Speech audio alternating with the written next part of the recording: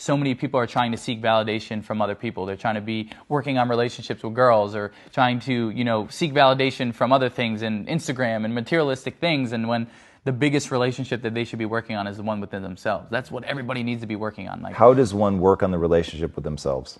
Yeah, start little. So for someone who, say, is not in shape, I say, fitness was a huge thing for me. Now it's a staple of my life.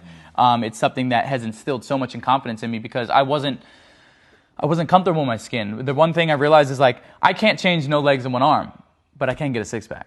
I can feel a little bit more comfortable in my body. Well, if I get in shredded and people are looking at my muscles, maybe they're not looking at my finger and my weird arm or whatever I thought at that time. And so I say start little. Say that is, I'm going to wake up 15 minutes earlier this whole week. And you do it, boom, like, great job. Or I'm going to do yoga, or I'm going to go to the gym, this amount of times, or I'm going to eat healthy. Whatever those little goals are for you, start little and then work your way up, because, like, humans love the feeling of progress.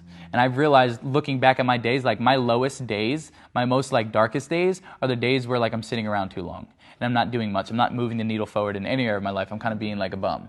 And so I always tell people it's a good thing I have one finger, the one finger technique. And that is doing one thing today that is going to evolve you into a better human being.